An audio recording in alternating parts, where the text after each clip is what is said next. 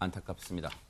전남 강진에서 실종된 여고생으로 추정되는 시신이 어제 오후 발견되긴 했는데 신원 확인은 지금까지 되지는 않고 있습니다. 부패가 상당히 진행된 것으로 전해지고 있는데 자세한 내용은 취재기자 연결해서 들어보도록 하겠습니다. 정치훈 기자 전해주시죠. 네, 저는 강진 실종 여고생 추정 시신이 발견된 도안면 지성마을 인근에 나와 있는데요. 이곳으로부터 시신이 발견된 장소까지는 걸어서 약 30분 정도 걸립니다. 어제 오후 2시 50분쯤 이곳 마을 인근 산 정상에서 실종된 이 모양으로 추정되는 시신이 발견됐습니다. 시신은 현재 강진의료원 장례식장에 안치돼 DNA 검사를 의뢰했고 숨진 이유를 알기 위해 부검을 할 계획입니다. 시신은 이미 부패가 심해 얼굴을 알아보기 어려운 상태입니다. 또 처음 김 씨를 만났을 때 입고 있던 청바지와 검은색 티셔츠 등은 나오지 않고 주변에 여고생이 쓴 것으로 보이는 립글로스 한 점만 함께 발견됐습니다. 이 때문에 현재까지 용의자인 김 씨가 범행했다고 단정지을 만한 단서는 아직 부족한 상황입니다. 다만 경찰은 둘 사이 만났던 사실은 확실하다고 설명했습니다. 경찰은 용의선상에 있는 김 씨가 이양을 위협해 산으로 끌고 가 범행했을 가능성이 큰 것으로 보고 수사하고 있습니다. 또 시신이 발견된 지점이 등산로도 없고 남성 홀로 올라가기 어려울 정도로 가파른 경사로 이루어져 있습니다. 더구나 실종 여고생의 몸무게가 70kg으로 숨진 김 씨보다 2kg이 더 나가 또 다른 공범이 있을 가능성도 열어놓고 있습니다. 현재 시신 발견 지점에는 접근이 어려운 상황인데 경찰은 혹시 추가 유류품이 있는지를 확인하기 위해 오늘도 수색을 벌이고 있습니다. 지금까지 지성마을에 관해서 MBN 뉴스 정춘입니다. 네, 정치훈 기자가 오늘 경찰의 현장 감식도 또 취재할 예정인데 저희가 또 내일 이 시간에 또 얘기를 또 집중적으로 파헤쳐보도록 하겠습니다. 그런데 지금 정치훈 기자 얘기를 했습니다만 홍순빈 아나운서 네. 최근에 기온이 좀 높았던 걸까요? 지금 이 숨진 이양 그러니까 실종 여고생으로 추정되는 그 시신이 발견됐는데 부패 정도가 상당히 심각하다 이런 얘기가 지금 들려오고 있습니다. 그렇습니다. 그러니까 어제 채취견이 이제 야산의 정상 부근에서 이제 주검을 발견하게 된 건데 주검 상태가 그러니까 좀 부패가 좀 어느 정도 진행이 돼 있었다. 그리고 여성의 옷이 어느 정도 벗겨져 있었다. 뭐 이런 이제 얘기가 이제 전해지고 있고요. 뭐 주변에 립글로저도 뭐 발견이 됐지만 정말 이게 정말 이 주검 이 여고생의 것인지 아닌지는 아직까지는 조사가 더 필요할 것으로 보입니다. 일단 어제요 경찰이 이 수사 상황, 이 시신을 발견한 이후에 경찰이 언론 브리핑을 했습니다. 그 얘기를 들어보시고 이어가 보도록 하겠습니다. 저희들이 발견한 이후에 수색한 바 현재로서는 옷가지가 발견된 건 없습니다. 변사자 걸로 추정이 되는 립크루즈 한 점 발견하였습니다. 휴대전화도 발견하지 못했습니다. 청바지, 운동화 등 발견됐다는 내용은 그러면 확인이 안 된 건가요? 전혀 확인된 내용 아닙니다. 그래서 알몸 상태였다는 거죠? 네, 그렇습니다. 시신 발견 당시 상태는 매장되었거나 뭐 나뭇가지나 기타 그 자연물로 덮어놓은 건 아니고 벌거벗겨진 그 상태로 발견하였습니다. 차량 위치에서 250m 직선거리인데요.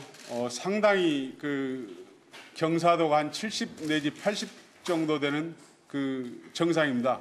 거기에서 직선으로 한 50m, 거기도 상당한 극경사입니다. 성인 보통 걸음으로 20분 내지 30분이면 충분히 갈 수 있는 거리입니다. 정확한 것은 부검과 감식을 통해서 강력 사건과 연관된 여부를 밝히는 데 초점을 두겠습니다. 오 교수님, 지금 경찰도 얘기를 했고 조금 전에 정치훈 기자도 얘기를 했습니다만 용의자, 지금 숨진 용의자가 뭔가 수상한 행적은 있습니다만 지금 정치훈 기자나 경찰 얘기처럼 이 숨진 김 씨, 그러니까 실종된 시신으로 발견된 여고생 추정입니다. 그 아버지의 친구라는 사람이 뭔가 범행을 했다고 단정 지을 만한 지금 증거나 정황은 아직까지 없는 상황인가요? 어떻습니까? 뭐 이제 부검이라든가 이런 것을 통해 가지고 네. 그 추가적인 조사를 해봐야 되겠지만 적어도 이제 그 정황적인 사항을 고려해 본다면 그 용의자로 추정되는 사람이 범일 확률이 상당히 높다. 이제 이렇게 보는 거죠. 네. 이제 스스로 극단적인 선택을 했고요. 네. 그리고 이제 사실 이번에 가장 커다란 문제가 된 것이 그 실종이 되고 난 뒤에 8일 만에 이 시신이 발견이 됐지 않습니까? 네. 이제 정확한 또 시신인지 아닌지는 또 이제 DNA 검사라든가 하는 것을 네. 추가적으로 해봐야 되겠습니다만은 그러나 이제 저희가 저 발견된 시신이 피해자 시신이라고 하는 것을 우리가 가정을 하고 얘기를 해본다면 네. 지금 이 범인으로 추정되는 이 용의자가 네. 상당히 머리를 많이 썼다라고 보는 것이죠. 왜 8일 동안의 시간이 걸렸냐 하면 네. 저희가 지금 그 좀 주목을 하고 싶은 것이 지난 16일 밤 9시 20분에 당구장을 간다라고 얘기를 하고 난 이후에 네. 그 약 4km 떨어져 있는 그 검사 저수지를 다녀왔거든요. 그랬죠. 그때 당시에 휴대폰을 켜고 갔다 왔단 말이죠. 네. 그래서 휴대폰 추적을 경찰이 한다라고 하는 사실을 알면서 만약에 갔다 왔다면 경찰이 그때부터 바로 그 검사 저수지에 대해 가지고 집중적으로 또 그 경찰력을 투입을 해가지고 시신을 찾았기 때문에 네. 이 시신을 수색하는 그 병력이 완전히 양분이 돼 버렸단 말이죠. 그리고 지금 현재 그 발견된 장소가 네. 지금 이제 정상에서 약 7, 8분 응선이고 네. 그리고 올라가는 그 각도가 7, 80도라고 한다면 이건 거의 절벽하고 가까운 곳이에요. 네. 그렇기 때문에 경찰의 입장에서는 거기까지는 생각을 못하고 주로 이제 그 아래쪽을 중심으로 해서 수색을 한 것으로 생각이 되는데 한 곳을 했군요. 네. 그렇습니다. 네. 예. 그런데 이제 이번에 보게 되니까 네. 7, 80도 경사까지 되는 그러니까 이제 이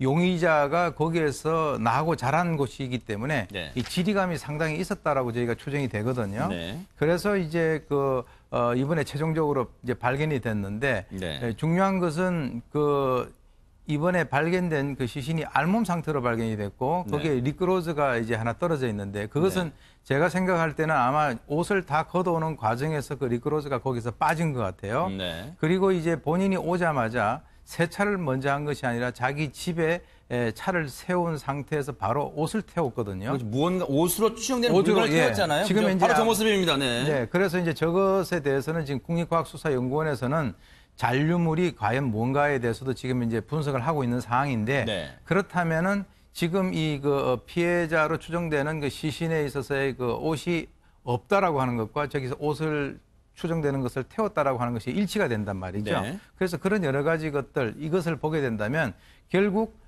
이 그 범인 또는 용의자 입장에서는 이왕 일은 이렇게 벌어졌고 네. 의심은 받을지언정 범인으로 확정되는 것을 좀 피하고 싶다라고 하는 그런 측면에서 모든 필요한 증거 인멸을 하고 본인이 극단적 선택을 하는 것이 아닌가라고 네. 하는 생각이 듭니다.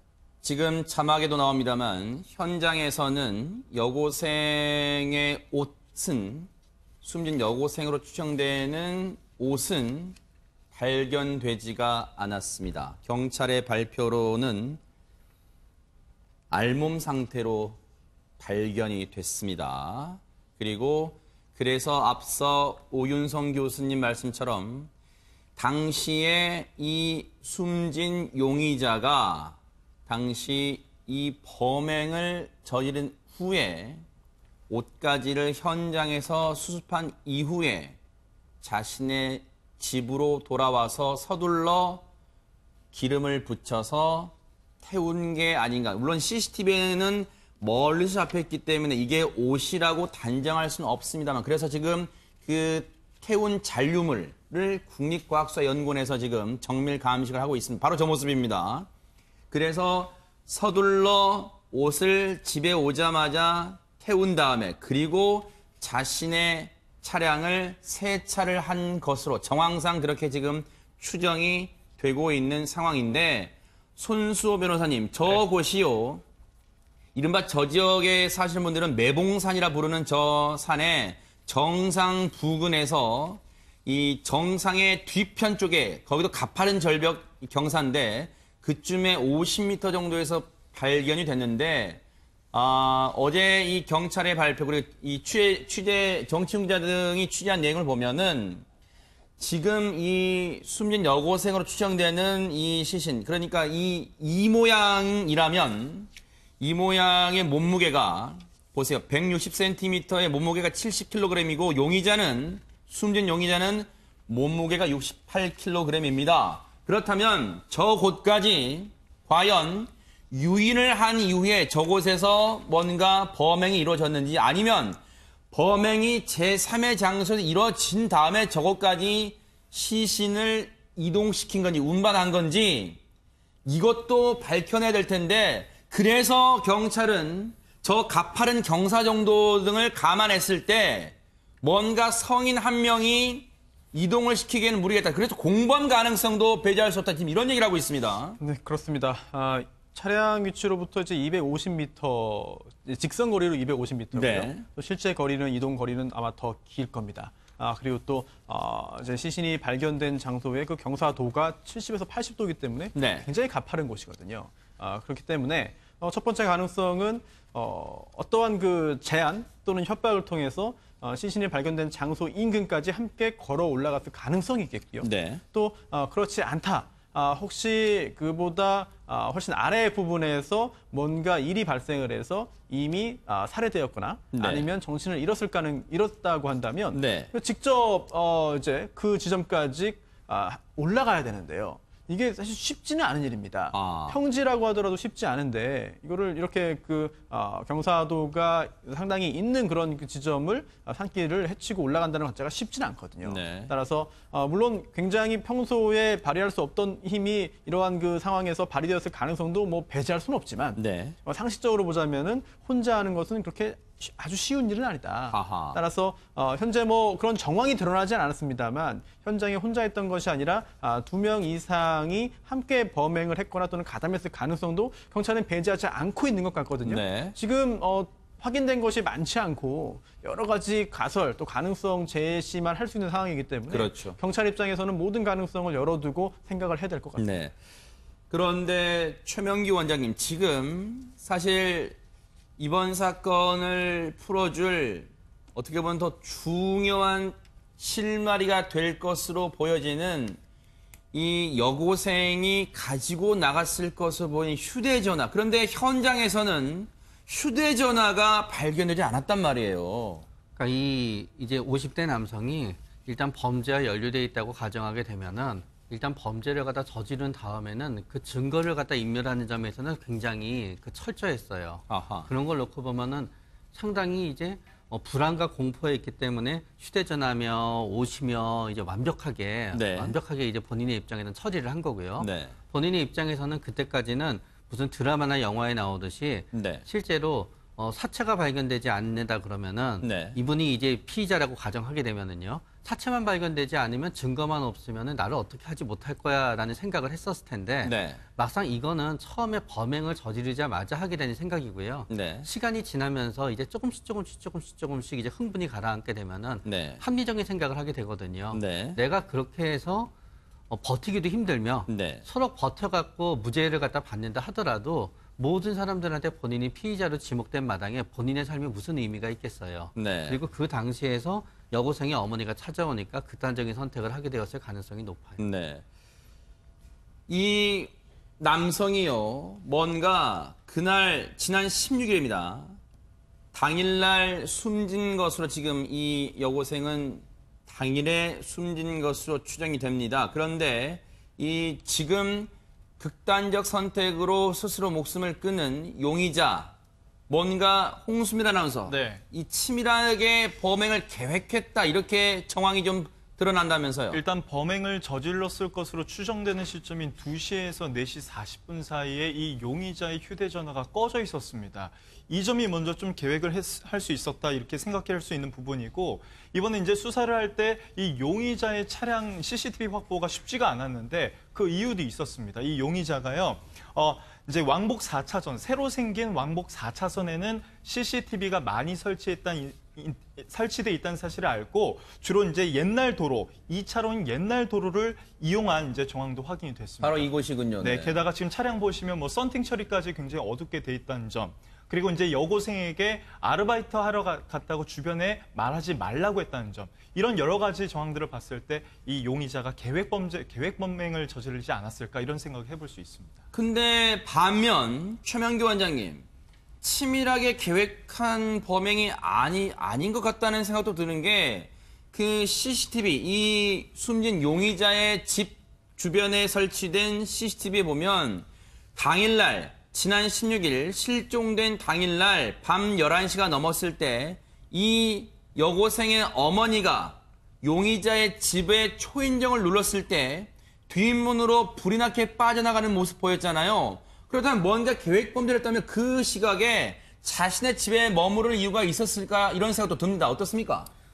자신의 집에 머무르고 있었던 시점까지는 본인이 이 모든 사태를 갖다 감당할 수 있다고 생각했었던 거예요. 그러니까 만약에 이 여고생을 갖다 본인이 유인하던 시점에도 본인은 어떤 목적이 있었을 테고 본인이 굉장히 감정적으로 흥분된 상태였기 때문에 모든 게 자기가 원하는 대로 잘 풀려갈 수 있을 거라고 생각했을 거고요. 본인이 예상치 않은 일이 일어난 다음에는 공포라는 감정에 휩싸였기 때문에 그 당시에 역시 이성은 작동하지 못하고 본인이 원하는 대로 모든 게 될 수 있다고 생각했었을 텐데 결국 그 감정의 주기가 2, 3일 이틀 사이에 확 꺼지고 나서는 그때는 이제 본래 자기로 일정 부분 이제 돌아와서 생각하게 되는 거죠. 그때 여고생의 어머니가 오게 되니까 그때는 순간적으로 모든 게 들통이 났구나. 그래서 나한테 확인하러 왔구나라고 생각하면서 극단적인 선택을 했을 수도 있고 또 그 시점에서는 자기가 이미 이 여고생의 어머니가 올 정도면은 본인이 이 여학생을 만났다는 걸 갖다 이 여학생의 주위에 알렸다는 거고 자기는 이미 빠져나지 못한다는 하나의 본인은 커다란 정황 증거로 받아들였을 가능성도 있어요. 오윤성 교수님, 이 숨진 용의자와 그리고 지금 물론 유전자 감식 결과가 이르면 오늘 중으로 나와 봐야지 정확히 이 발견된 시신이 실종된 여고생이라고 단정 지을 수 있겠습니다만 앞서 오 교수님 말씀처럼 안타깝지만 실종된 여고생의 시신이라고 가정을 해보고 말씀을 드려보면 저 용의자가 저 여고생과 평소에 알고 지내던 사이란 말이에요. 그리고 그 아버지와도 친분이 있고요. 가족들하고도 평소에 알고 지내던 사이예요. 그런데 그날 대체 무슨 일이 있었기에 저 여고생의 시신이 야산에서 발견될 정도로 대체 무슨 일이 있었던 걸까요? 네, 우선적으로 이제 부검을 하게 되면 당시에 그 이 피해자인 여학생에게 어떤 일이 있었느냐라고 하는 것을 이제 밝혀낼 수 있을 텐데요. 네. 좀 더 구체적으로 이 말씀을 드리면 뭐 성폭행 여부라든가 이런 것들이 나올 수가 있습니다. 그런데 저는 이제 어디에 좀 주목을 하고 싶으냐 그러면 만나는 것을 주위 사람들한테 얘기를 하지 말라라고 얘기했지 않습니까? 네. 그것은 이제 주로 이 범죄학에서 얘기를 하는 아동과 청소년을 대상으로 하는 어떤 성범죄를 하는 범인의 입장에서는 그 피해자에게 고립을 시키고 그리고 뭔가 이 세뇌를 시키는 그런 면하고 일치가 된다는 거예요. 네. 다른 사람에게 얘기하지 마라라고 하는 거. 네. 그래서 이제 그 이 성과 관련된 범죄라고 추정을 하는 것이 좀 더 합리적이고요. 네. 또 하나는 그 지금 아까 얘기 나왔습니다만 공범 얘기가 나왔습니다만 네. 사실 이런 종류의 범죄 같은 경우는 공범이 있을 가능성이 상당히 낮아요. 아, 어째서요? 왜 그러냐면 네. 성적인 범죄 네. 그런 것은 이제 그 뭐 폭주족이라든가 이 청소년들 사이에서는 이 공범이 있는 경우가 있는데 적어도 이 중년 정도 되는 이런 남성들이 어떤 그 성범죄와 연관했을 때는 본인의 그 단독으로 하는 그런 경우가 많기 때문에 아까 이제 시신을 어떻게 옮겼느냐라고 만약에 그 의문을 갖는다면 그것은 이제 그 피해자를 꼬드겨 가지고 거기까지 데려가다가 피해자가 이상하다라고 생각되는 그 시점부터는 뭔가 흉기를 이용을 해가지고 위협을 해서 데려갔을 가능성이 크다. 왜 그러냐면 7, 80도 되는데 네. 이 남성의 몸무게가 68kg고 이 피해자가 70kg인데 거의 불가능하거든요. 네. 그래서 이제 그런 것이 하나 있고요. 또 네. 하나 제가 말씀드리고 싶은 것은 범죄 수사와 연관돼 가지고 지금 저 차 안에 그 용의자와 여학생이 타고 있는 사실을 확인할 수 없는 CCTV를 확인을 하더라도 그 사실을 확인할 수 없잖아요. 블랙박스거든요. 예, 네. 그것은 왜 그러냐면 썬팅이 너무 진하게 돼 있단 말이죠. 아하. 그래서 사실 지금 우리나라 같은 경우는 저렇게 무분별하게 썬팅이 돼 있기 때문에 범죄 수사를 하는 그 상황에서는 거의 지금 그 도움을 받을 수가 없다. 저거 아하. 불법이거든요. 네. 그래서 이번 기회에 저런 것들도 좀 단속을 해서 기본적인 것도 이제 좀 해결해야 되는데요. 네. 제가 보는 견지에서는 이번 사건 같은 경우는 우리가 예측을 하는 그 유력한 용의자가 성과 관련된 그러한 어떤 그 범죄를 하는 그 과정에서 피해자를 살해하고 사체를 은닉했을 가능성이 가장 크다고 봅니다. 네. 어쨌든요, 오늘 중으로 이 DNA 감식 결과가 나올 것 같습니다. 만약에요, 숨진 여고생으로 확인이 된다면, 실종된 여고생의 시신으로 확인된다면, 경찰이 남은 과제는 이 피해 여고생의 억울함, 그리고 유가족들의 억울함을 풀어주기 위해서라도 정말 그날 대체 무슨 일이 있었는지 낱낱이 실체를 밝혀내는 게 이제 경찰에 남겨진 과제가 아닐까 이런 생각도 해봅니다. 안타깝습니다.